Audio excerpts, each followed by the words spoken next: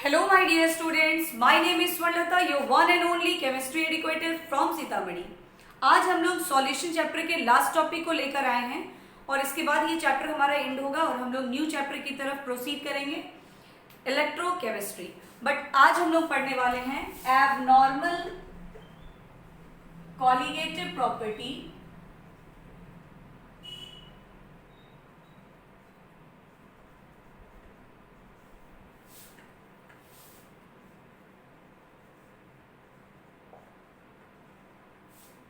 and abnormal molar mass।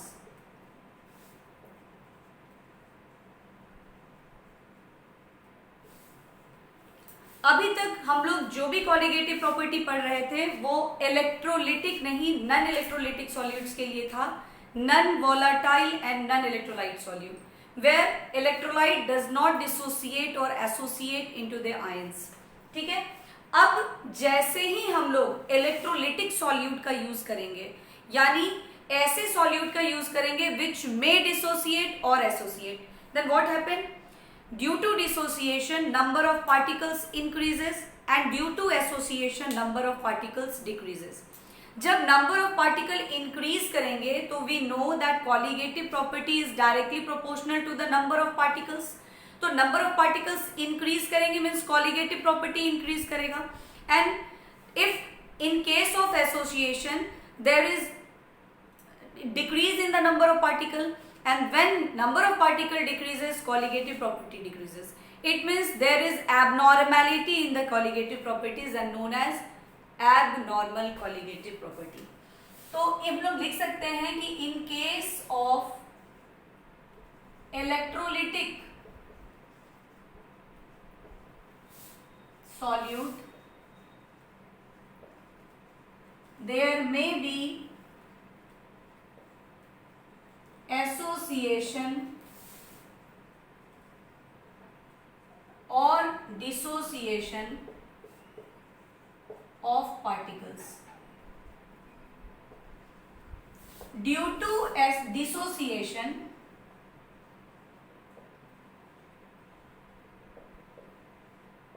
Number of particles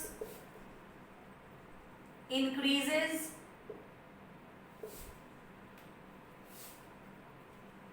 and due to association number of particles decreases। ठीक है, और चूंकि colligative property क्या होती है, since colligative properties are directly proportional to the number of particles, so therefore due to dissociation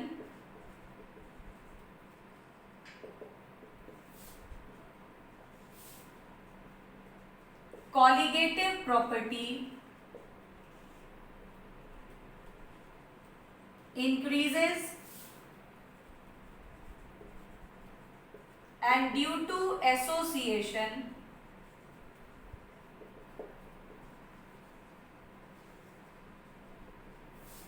colligative property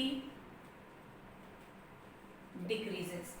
ठीक है, जब डिसोसिएशन होगा तो नंबर ऑफ पार्टिकल्स इंक्रीज करेंगे, देयरफॉर कॉलिगेटिव प्रॉपर्टी इंक्रीज कर जाएगी, और जब एसोसिएशन होगा तो नंबर ऑफ पार्टिकल डिक्रीज कर जाएगा जुड़ने की वजह से, तो कॉलिगेटिव प्रॉपर्टी डिक्रीज कर जाएगी।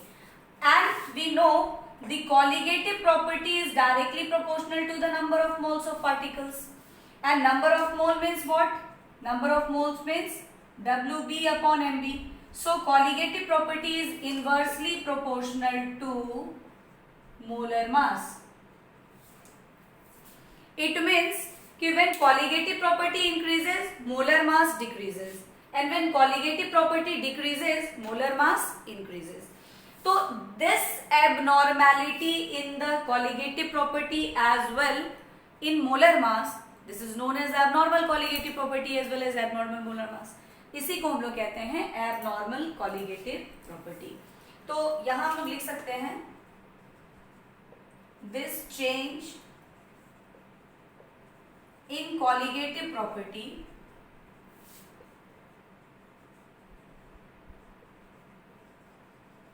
Due to electrolytic solute is called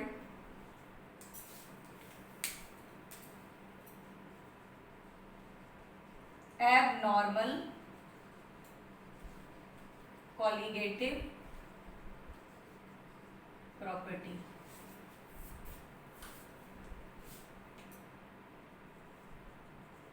Since due to change in colligative property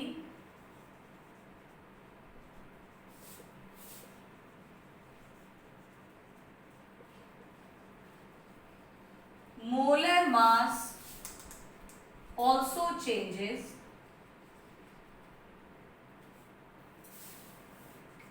in inverse order। What does it mean? It means कि when colligative property increases, molar mass decreases. When colligative property decreases, molar mass increases. This inverse order of the change in the molar mass is called abnormal molar mass due to dissociation or association of solute particle as a result of electrolytic solute। बहुत अच्छे से समझ में आ गया होगा I think आप लोगों को कि जब हम लोग इलेक्ट्रोलिटिक सॉल्यूट का मतलब क्या हो गया, ऐसे सॉल्यूट्स विच मे डिसोसिएट्स और एसोसिएट्स इनटू देयर आयंस, यानी जो आयनिक कंपाउंड्स होंगे ना जनरली वही सब, चाहे वो स्ट्रॉन्ग इलेक्ट्रोलाइट हो या फिर वीक इलेक्ट्रोलाइट हो, like NaCl, Na2SO4, CaCl2, K4FeCN का whole 6, K2SO4, these are all ionic compounds, so they may dissociate। अगर आप एसोसिएशन के एग्जांपल के लिए बोलिएगा तो देखिए यहाँ एसिटिक एसिड या फिर अगर आप इथानोइक एसिड या फिर आप बेंजोइक एसिड वगैरह को लेते हैं तो फिर आप देखिएगा वहां पे एसोसिएशन हो जाती है। देखिए कैसे, अगर हम लोग दो लेते हैं, एक इथानोइक एसिड CH3COOH फिर CH3COOH, यहाँ ये दोनों एसिड डाइमराइज कर जाते हैं, दो इथानोइक एसिड आपस में जुड़ गए, सो दे मे फॉर्म डाइमर। यहाँ क्या हो गया, यहाँ एसोसिएशन हो गया पार्टिकल्स का, तो यहाँ पे क्या हो गया, नंबर ऑफ पार्टिकल्स घट गए, दो अलग अलग थे ये घट के एक हो गए। तो ऐसे केसेस अगर आपके पास है जहां पे जैसे यहाँ देखिए यहाँ डिसोसिएशन होगी तो ये Na+ और Cl- फॉर्म करेगा, ये क्या फॉर्म करेगा, तो दो सोडियम है ना तो 2Na+ प्लस SO4 2- हो जाएगा। CaCl2 कैसे डिसोसिएट करेगा, इसकी वैलेंसी होती है तो 2+ और 2 क्लोरीन है तो 2Cl-। सिमिलरली ये दोनों भी डिसोसिएशन शो करेंगे।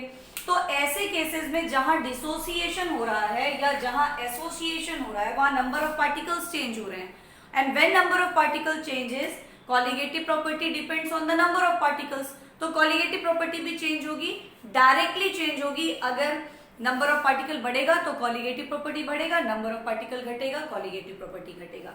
चूंकि colligative property number of moles के प्रोपोर्शनल है, सो मोलर मास के इनवर्सली प्रोपोर्शनल है। तो अगर डिसोसिएशन होने से कॉलिगेटिव प्रॉपर्टी बढ़ेगी तो मोलर मास घटेगी, और जब एसोसिएशन होने से नंबर ऑफ पार्टिकल्स घट जाएगी तो मोलर मास बढ़ जाएगी। This is known as abnormal molar mass. तो आई थिंक आप लोगों को ये क्लियर हो गया होगा। अब देखिए, अब अगर 100% डिसोसिएशन हो रहा है तब तो जितने नंबर ऑफ आयंस फॉर्म कर रहे हैं या 100% एसोसिएशन हो रही है तो जितने आयंस हो रहे हैं वही उसकी कॉलिगेटिव प्रॉपर्टी को उतने टाइम इंक्रीज कर देगा, या एसोसिएशन हो रही है तो डिक्रीज होगी। बट अगर परसेंटेज डिसोसिएशन या एसोसिएशन है, यानी वीक इलेक्ट्रोलाइट अगर हम ले रहे हैं तो वहां तो 100% डिसोसिएशन या एसोसिएशन नहीं होगा। तो वहां पे extent of dissociation and association which is represented by alpha, जो हम लोगों ने केमिकल एंड आयनिक इक्विलिब्रियम में पढ़ा था क्लास 11th में, chapter 7 first volume of class 11th में। वहां हम लोगों ने अल्फा एक टर्म पढ़ा था, that is degree of dissociation. ठीक है, तो यहाँ डिसोसिएशन और एसोसिएशन दोनों पॉसिबिलिटीज है, तो दैट में भी डिग्री ऑफ डिसोसिएशन और डिग्री ऑफ एसोसिएशन उस फैक्टर पे डिपेंड करेगा हमारा ये कोलिगेटिव प्रॉपर्टी कितने टाइम इंक्रीज या डिक्रीज कर रहा है। तो टू अंडरस्टैंड, ये समझने के लिए कि किस एक्सटेंट तक डिसोसिएशन या एसोसिएशन हुई है और कितने पार्टिकल्स इंक्रीज या डिक्रीज किए हैं in case of weak electrolyte, हम लोग एक न्यू टर्म यहां पे पढ़ेंगे, that is known as van't Hoff factor. तो हम लोग अभी वही टर्म करने जा रहे हैं, वैन हॉफ फैक्टर। अब हम लोग एक न्यू टर्म पढ़ने वाले हैं, van't Hoff factor. Van't Hoff factor क्या है? It is represented by I. इसको हम लोग आई से रिप्रेजेंट करते हैं, and this is the method to express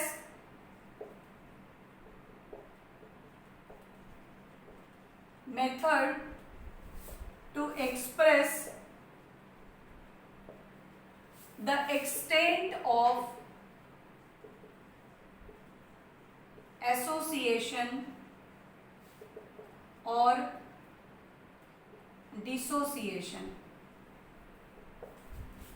और ये फर्स्ट टाइम 1886 में वैन हॉफ ने इस टर्म को इंट्रोड्यूस किया था, जिसकी स्टडी हम लोग करते हैं। और ये है क्या? तो it is the ratio of number of particles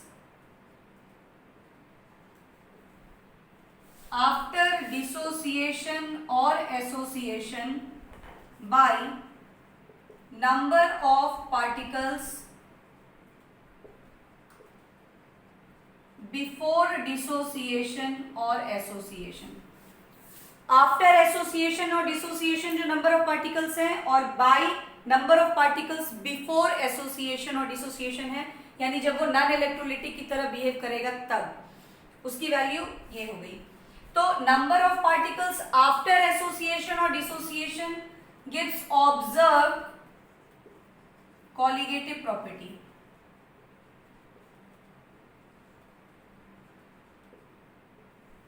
And this is normal colligative property when there is no any change.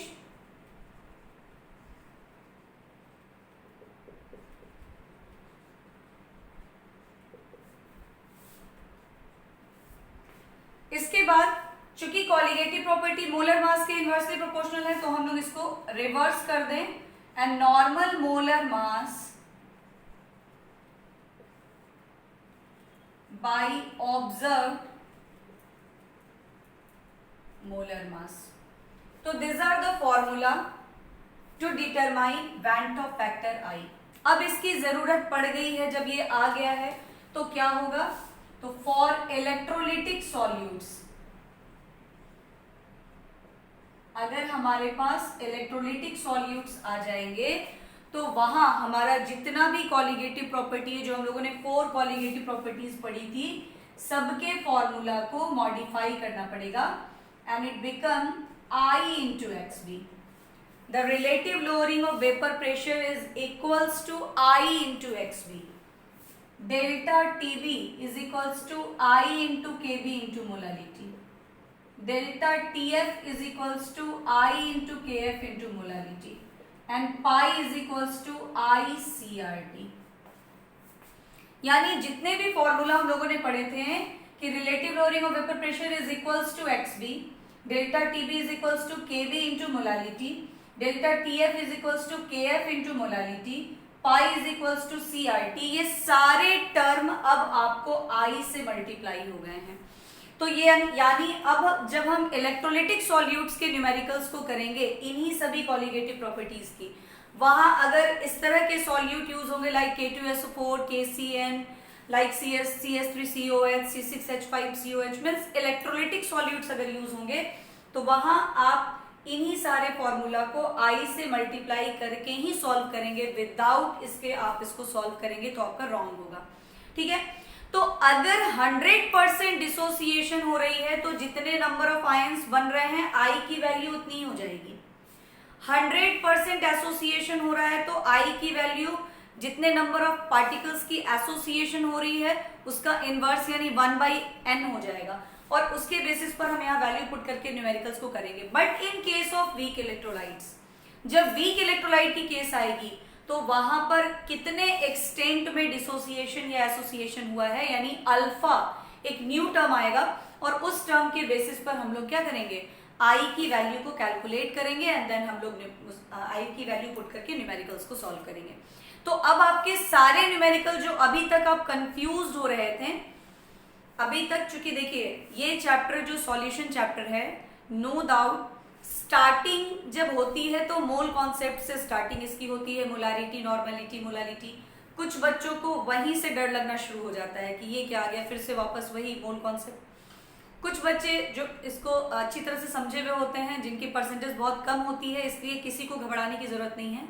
Mostly बच्चों के साथ ये प्रॉब्लम होती है कि वो मोल कॉन्सेप्ट के नाम से डरते हैं, बट जिन बच्चों का कॉन्सेप्ट क्लियर होता है वो तो बहुत अच्छे से स्टार्टिंग से बढ़ते बढ़ते बढ़ते जैसे ही वो कॉलिगेटिव प्रॉपर्टी तक आने लगते हैं और ढेर सारे फॉर्मूला और ढेर सारे न्यूमेरिकल्स को करने के बाद जब एंड तक आने लगते हैं ना, तो सब कुछ उनका हौच पौच हो जाता है, बड़ा कंफ्यूज से हो जाते हैं वो, क्या है अब ये, कभी ये हो रहा है, कभी नन वोलेटाइल नन इलेक्ट्रोलाइट आ रहा है, कभी इलेक्ट्रोलाइट आ रहा है, कभी हेनरीज लॉ आ रहा है, तो वही राउल्ट्स लॉ का फॉर्म है, फिर राउल्ट्स लॉ जो है हेनरीज लॉ का फॉर्म, मतलब सब एक दूसरे का मॉडिफिकेशन है, सब एक दूसरे से रिलेटेड है, कहाँ क्या लगाएंगे, कभी नन वोलेटाइल सॉल्यूट पे राउल्ट्स लॉ कुछ और आ जा रहा है, कभी नन वोलेटाइल पे कुछ और आ जा रहा है, ठीक है, कभी नन इलेक्ट्रोलिटिक सॉल्यूट पे कॉलिगेटिव प्रॉपर्टी की फॉर्मूला कुछ और ही हो, कभी इलेक्ट्रोलिटिक आ गया तो कुछ और। तो यहाँ आते आते तक में ना बच्चे पूरी तरह से पजल्ड हो जाते हैं, उनको लगता है कि भाई ये चैप्टर लगता है कि होने वाला नहीं है, बट नहीं, आप स्टेप बाय स्टेप आइए। जब आप स्टेप बाय स्टेप फिर से एक बार रिवीजन करेंगे, इसलिए हम आपको बोलते हैं बार बार कि वीकेंड पे रिवीजन कीजिए और अपना सेल्फ नोट्स बनाइए, सारे फॉर्मूला का एक कलेक्शन कीजिए। चैप्टर एंड होने के बाद हम आपको सारे फॉर्मूला का सिस्टमेटिक एक कल जो आपको वीडियो जाएगा उसमें सिस्टमेटिक पूरे सारे फॉर्मूला को स्टार्टिंग से ही, यानी हेनरीज लॉ से न्यूमेरिकल आपकी स्टार्ट हुई थी, स्टार्ट तो आपकी मोलारिटी नॉर्मेलिटी वगैरह से ही हुई थी, तो वहां से ही मोलारिटी नॉर्मेलिटी से ही स्टार्ट करते हुए Henry's law, Raoult's law, then आपका ये जो कॉलिगेटिव प्रॉपर्टी है, फिर ये नॉर्मेलिटी वाली केसेस, ये सबका हम एक आपका एक ओवरऑल जो है ना वो वीडियो देंगे। लेकिन फिर भी आपको खुद से भी मेहनत करनी होगी, जब ओवरऑल आपके पास आएगा तो एक फिल्म आपका एक अच्छा सा बन जाएगा, एक अच्छी खासी स्केच बन जाएगी आपकी, और आपको फिर लगेगा कि नहीं नहीं ठीक है, सब अपने आप में एक इम्पोर्टेंस को रखता है, और तब वो थोड़ा इजियर होगा आपके लिए जरूर, बट आपको शुरू से थोड़ा अप टू डेट अपने आप को करते हुए चलना है, और हमेशा अपने सपनों को अपना बनाने के लिए जो है ना चैलेंज अपने आप के साथ करके ही रखना है, क्योंकि जब तक आप ये करेंगे नहीं आप कभी नहीं कर पाएंगे। ठीक है, तो इस बात से कोई बच्चे ये नहीं घबराएंगे कि ये मेरे समझ में नहीं आ रहा है ये चैप्टर, सिर्फ ये मोस्टली बच्चे के साथ ये चैप्टर को परेशानी लास्ट आते आते होती है। स्टार्टिंग से तो वो ठीक ठाक ही लगता है, लास्ट आते आते थोड़ा सा घसपच हो जाता है, सब कुछ मिक्सअप होने की वजह से, इंटर रिलेटेड होने की वजह से। लेकिन अगर आप सोचे तो इंटर रिलेशन है तो ज्यादा अच्छा है, अगर हर कुछ अलग अलग अलग पढ़ना हो तो वो और टफ है, सब मिलता जुलता है तो थोड़ा सा वो शुरू में कंफ्यूजन जरूर करता है, लेकिन उसको लर्न करना ज्यादा इजियर हो जाता है। तो उस पॉइंट ऑफ व्यू से सोचिए और फिर उसको करिए, आपको आसानी से हो जाएगा। तो चलिए अब हम लोग देखते हैं क्या कि कैसे हम लोग अल्फा को आई से रिलेट करते हैं, और उन दोनों रिलेशंस को करने के बाद फिर इस टॉपिक के न्यूमेरिकल्स को करते हैं।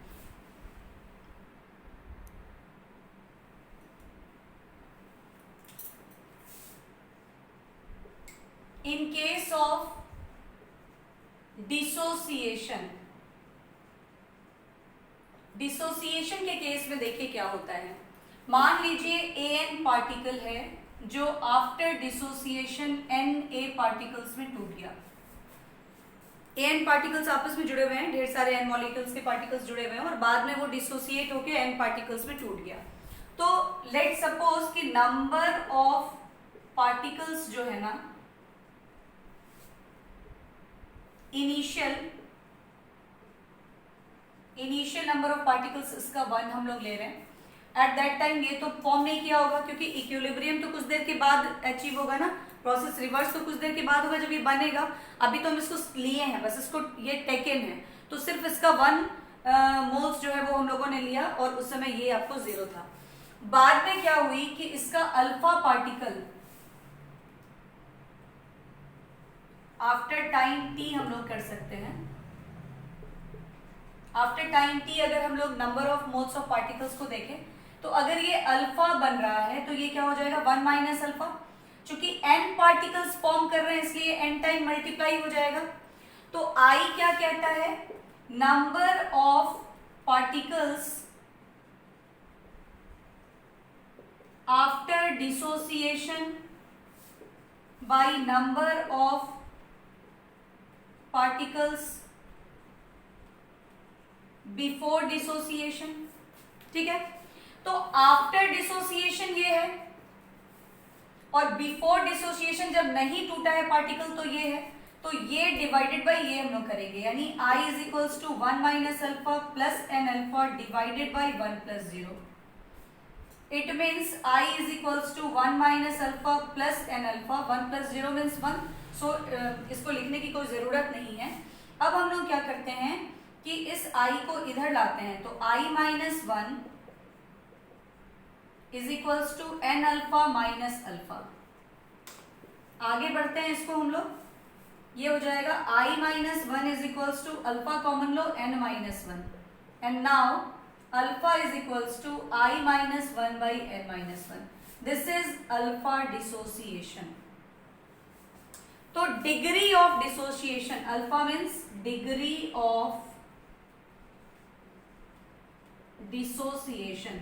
तो जब डिसोसिएशन होगी तो अल्फा क्या हो जाएगा I minus 1 by n minus 1। यहां n क्या है, n is number of ions formed after dissociation. ठीक है, एज फॉर एग्जाम्पल जैसे आपके पास अगर NaCl है तो इसमें n की वैल्यू कितनी हो जाएगी, 2 आयंस बन रहे हैं 2। अगर K2SO4 है तो ये 2K प्लस और SO4 2 माइनस में टूट रहा है, तो इस वाले केस के लिए N2 हो गया, बट इस वाले केस के लिए 2 और 1 3 हो गया। अगर K4FeCN का होल 6 है आपके पास तो ये आफ्टर डिसोसिएशन 4K प्लस, देखिए पोटेशियम की वैलेंसी 1 होती है और 4 है तो 4K प्लस, और ये पूरे के ऊपर FeCN का होल 6 4 माइनस 1, तो n कितनी हो गई 4 आयंस इसके और 1 आयंस इसके यानी 5। तो इस तरह से ये n की वैल्यूज मिलती है number of ions after dissociation. और अल्फा हो गया कितना परसेंट डिसोसिएशन है, 20%, 50%, 80%, जो भी आपको होगा वो, उसके हेल्प से हम लोग I को कैलकुलेट करते हैं। लेट सपोज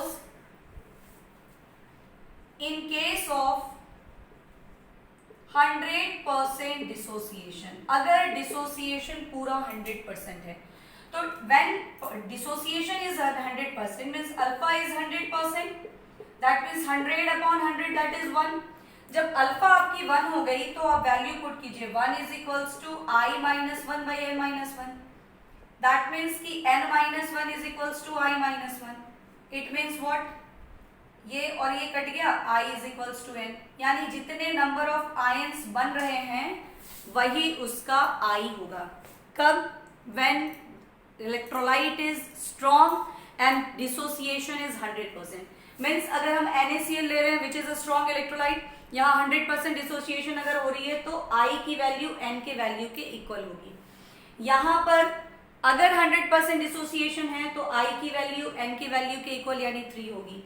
यहाँ अगर 100% डिसोसिएशन है तो I की वैल्यू n के वैल्यू के इक्वल यानी 5। लेकिन अगर 100% डिसोसिएशन नहीं है, 40%, 50%, 30% डिसोसिएशन है, तो फिर वहां अल्फा के वैल्यू पे डिपेंड करेगा I का वैल्यू। तो इस तरह से ये एक आपको स्केच हुआ कि कब और कैसे डिग्री ऑफ डिसोसिएशन I से रिलेटेड होते हैं। इसके बाद आप एक बात और याद रखेंगे कि अगर डिसोसिएशन होगा तो n की वैल्यू इंक्रीज करेगी, तो I की वैल्यू जो है 1 से ज्यादा होगी ऑलवेज। अगर एसोसिएशन हो रहा है तो पार्टिकल एसोसिएट कर रहे हैं, इसलिए वहां n की वैल्यू कम होने की वजह से I की वैल्यू 1 से कम होगी। And when there is no any dissociation और एसोसिएशन तो I की वैल्यू वहां क्या हो जाएगी, 1। तो खैर इसको हम अभी लिखवा रहे हैं आप लोगों को, बट इसको पहले आप देखिएगा कि इन case of dissociation what is relation between degree of dissociation and I। तो ये आपकी ये बात हो गई, n हम ऐसे कैलकुलेट करेंगे, और जब 100% डिसोसिएशन है यानी स्ट्रॉन्ग इलेक्ट्रोलाइट का केस है तो I is equals to n होगा। अब हम लोग इसको रिलेट करेंगे degree of association with I के साथ।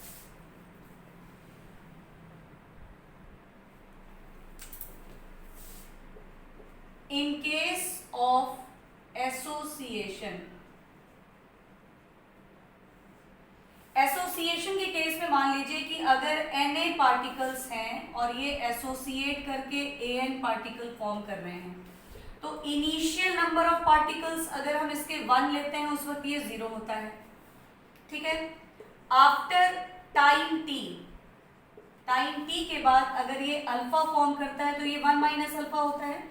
अब देखिए ये n टाइम एसोसिएट कर गया तो नंबर ऑफ पार्टिकल्स घट गए, तो ये n टाइम डिवाइड हो जाएगा, ठीक है। जब डिसोसिएशन होगी n पार्टिकल्स इंक्रीज करेंगे तो वो n टाइम मल्टीप्लाई हो जाता है, लेकिन यहाँ एसोसिएशन हो रहा है तो ये n टाइम डिक्रीज कर जाएगा। और यहाँ पे I क्या होगा, number of particles before after association by number of particles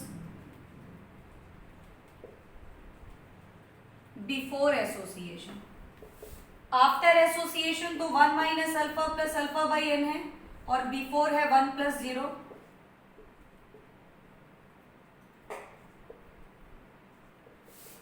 ये क्या हो जाएगा आपको, 1 minus alpha plus alpha by n। इस 1 को हम लोग यहां करेंगे 1 minus alpha, I minus 1 is equals to alpha by n minus alpha. आगे इसको बढ़ाइए, I minus 1 is equals to alpha minus n alpha. It means n into I minus 1 is equals to alpha minus n alpha. n into I minus 1 is equals to alpha 1 minus n, and therefore alpha association is equals to क्या होगा आपको, n into I minus 1 by 1 minus n। This is alpha association।